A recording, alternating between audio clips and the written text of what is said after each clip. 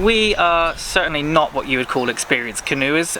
We have virtually no experience on rivers, and to be honest, I've only ever been on the water with boats that have a sail. So this was a little bit of a wild card for me, for us.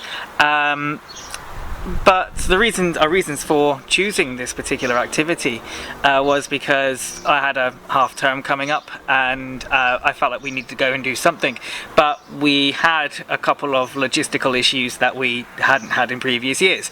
So really we needed to choose an activity that was friendly for a 3-year-old, and an activity that would, well... friendly for a pregnant lady. Yeah, so we just thought, well, why not go canoeing? And so we've done some of the River Wye before, like on a sit-on kayak or like in a hire canoe. So we knew sort of like what it was going to be like, or a little bit about what it was going to be like, and it is really easy for beginners. But for me, the novelty was going to be planning a trip with camping sort of like each night. Yeah. Okay. Our journey begins with a late night trip to Worcester, where we'll spend the night. We will then drive in the morning to our start point of Hay and Wye. As the Hay Festival is happening, we're going to get there nice and early to try and beat all the traffic. We will launch the boat from the public slipway near the centre of Hay. We'll follow this downstream for a full 17.5 miles until we reach our first camp.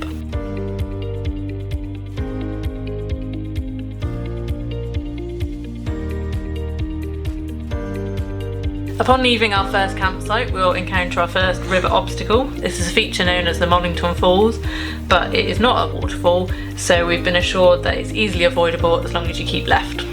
We'll then press on towards Hereford, passing the National Trust property called the Weir Gardens, which luckily for us does not actually contain a weir.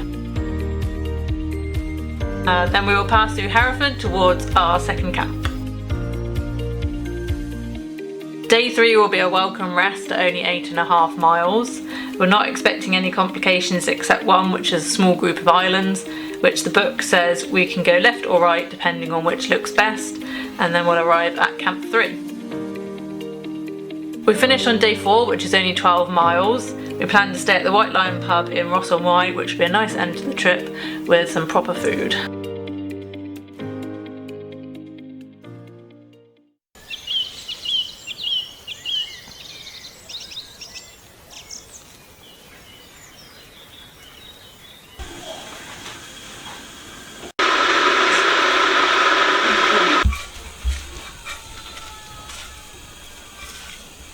We going on the boat today? I don't want to go outside.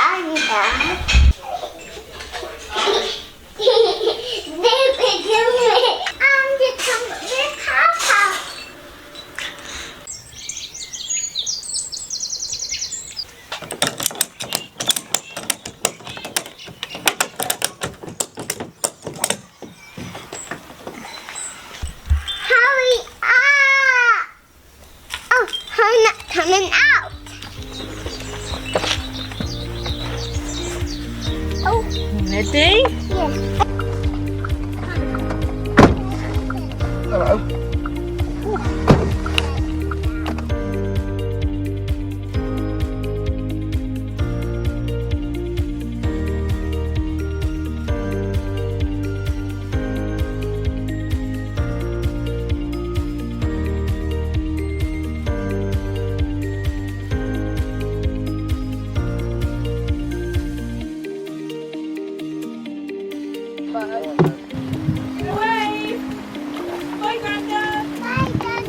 See you in a bit.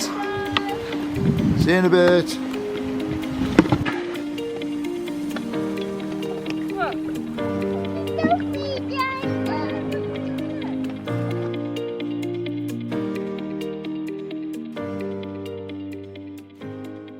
We encountered some problems pretty early on. There wasn't really enough water to paddle properly, and what water there was quite fast moving. The river level was quite low, so we were running aground fairly often.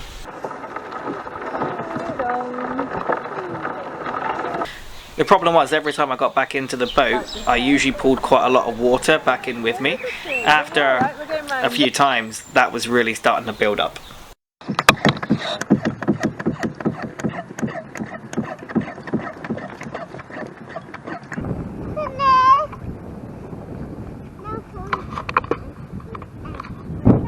The river conditions soon settled down and finally we were able to relax a little.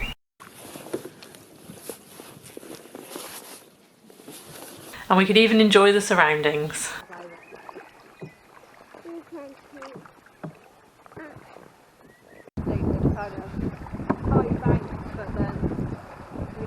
With the occasional short rapid.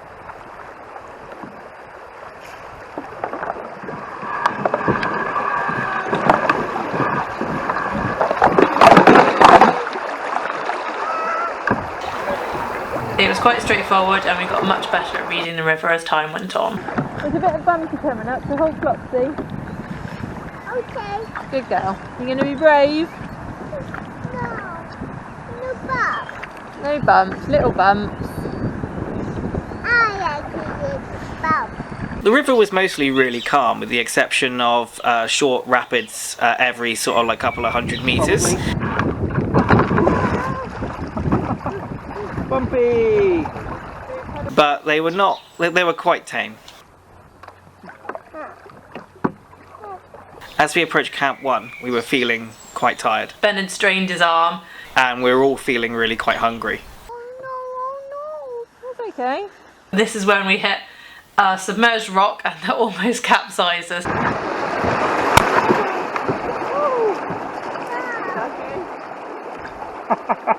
Just when I started to relax.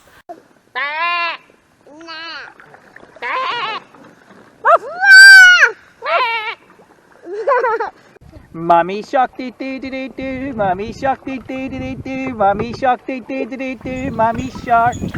Camp 1 had a pretty steep bank to get out, but it did have a canoe ramp. Unfortunately, there were some people to help Ben get the canoe up to the top.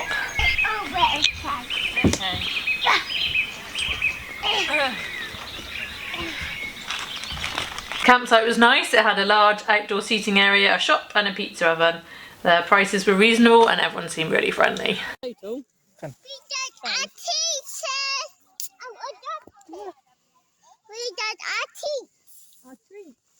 When we arrived, Harper still had some energy to burn off. But going to bed was much easier than we anticipated.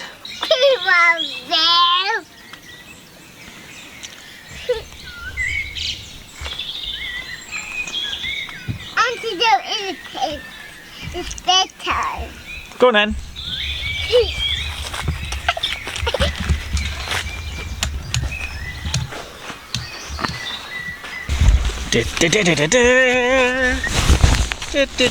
Oh, she's hiding. Hello.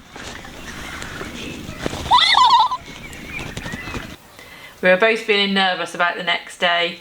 We knew the second day was even longer and Ben's arm was quite painful and we had to go through our first named obstacle of the Mornington Falls, which made us a bit apprehensive.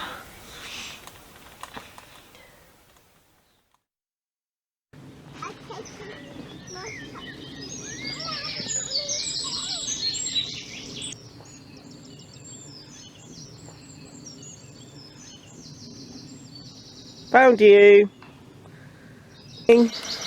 Morning.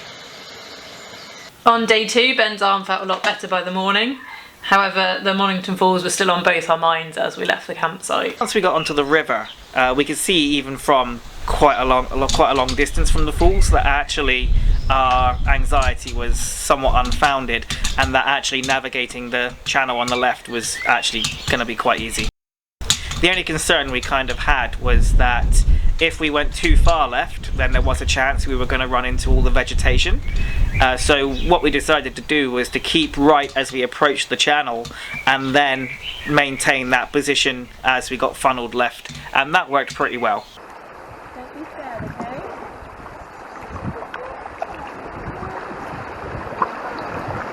Right, paddle right.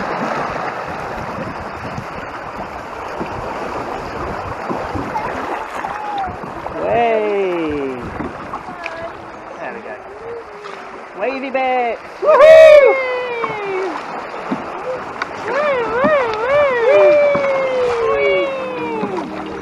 Is that fun? Oh, good. Well, hopefully this is just it. Yeah. The character of the river became a little more mellow on the second day. There were still the occasional rapids, but they were easy for us to navigate and it became a bit more fun. Here we go. Down the water slide. Whee! There we go, that's a good little boost.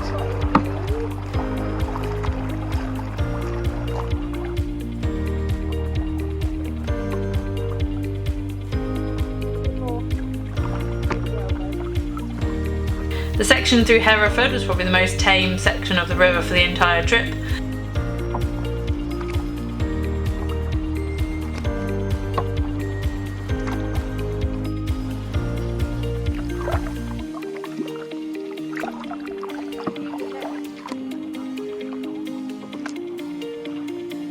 We were worried about how we were going to entertain Harper for this stretch because she seemed to be quite entertained by the rapids. However, this problem kind of worked itself out.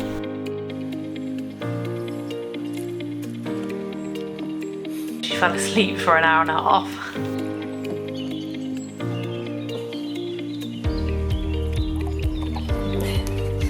After a few miles, the noise of the busy roads and the industrial estate soon gave way to tree-covered hills and the sound of running water.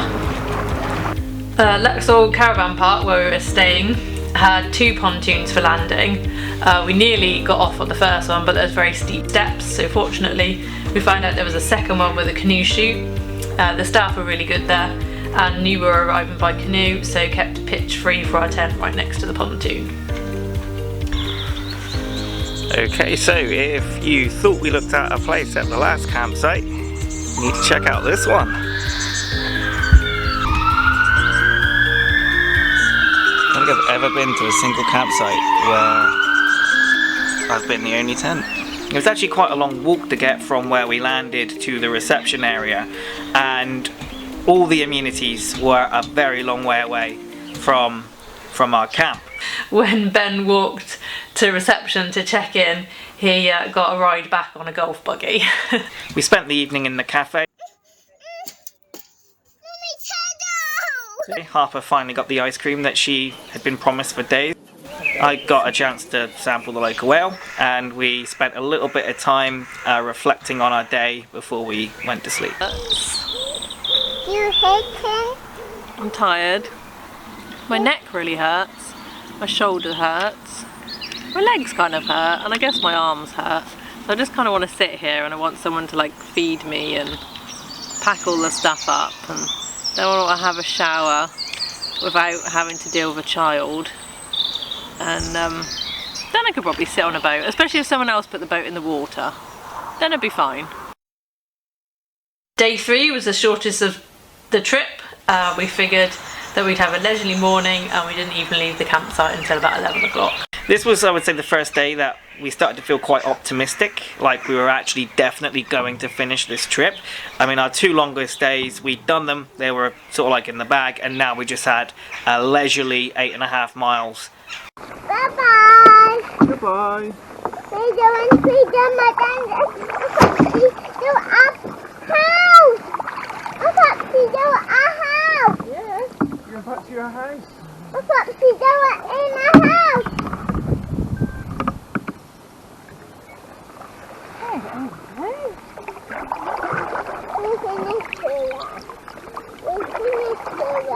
We finished here.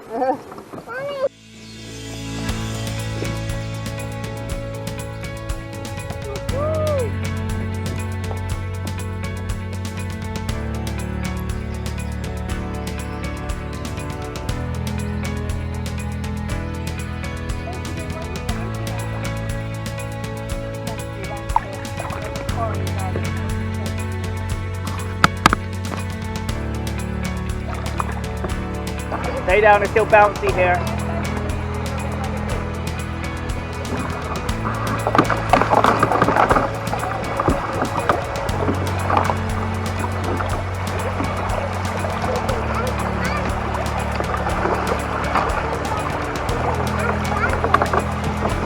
Can you push us off?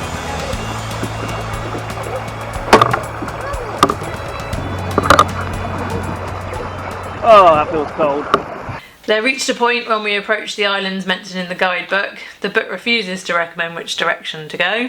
The right side of the river immediately lost about 1 metre in height, so it was quite fast. But the problem we kind of had was that the channel that took us to the right side of the islands was overgrown with all kinds of vegetation that there was no way we were getting the canoe through. So we decided to stick left. But the problem that we had is where the right side of the river was so much lower than the left, it meant that we were losing water pretty quickly. So all the water was going right, we were on the left, we couldn't go right essentially because of all the vegetation and overgrowing trees. I spotted a very sort of like narrow, almost flume. Good. Here we go.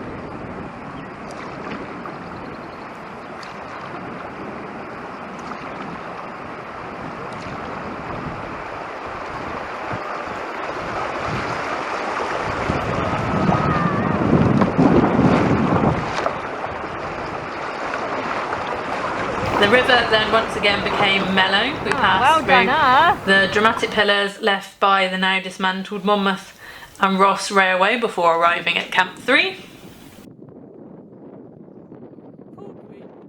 Camp 3 was our favourite campsite so far. It was very basic. There was a cold tap and some portaloos, but it had the best view of the river and a nice little stony beach so Harper could play, and a pub about 30 seconds away, and then they had a little cafe on site in the morning for breakfast.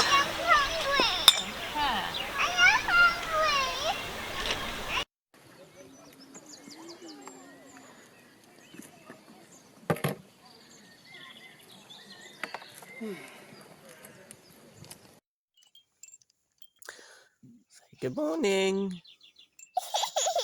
Say good morning.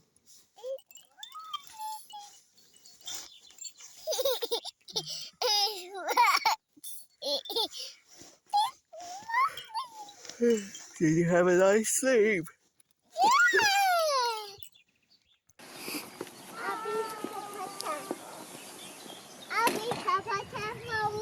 Okay, you be super careful. Yep.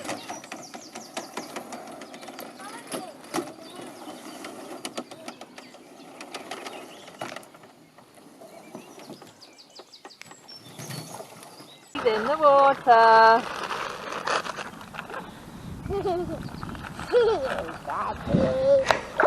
On day 4 we only encountered one obstacle. The channel swung to the right and took us under some trees, but after 3 days on the river we felt this is something that we could handle no problem. On your head. Mind your head. Duck. The ducks. Thump, thump, thump, thump.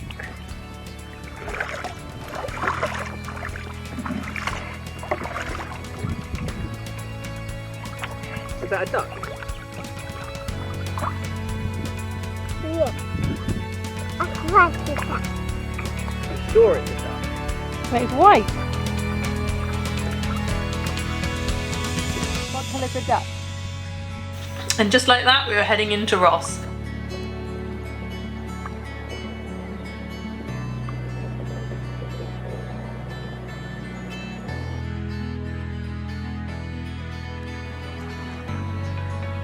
Our 4th campsite was in a pub garden, so we literally had to pull the canoe up the bank.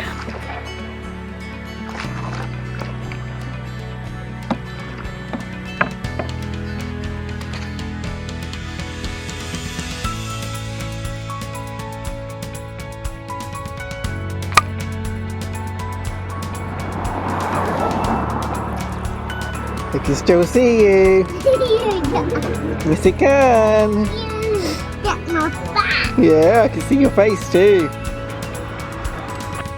We had a really nice dinner at the pub before we walked along the river into the town centre of Ross.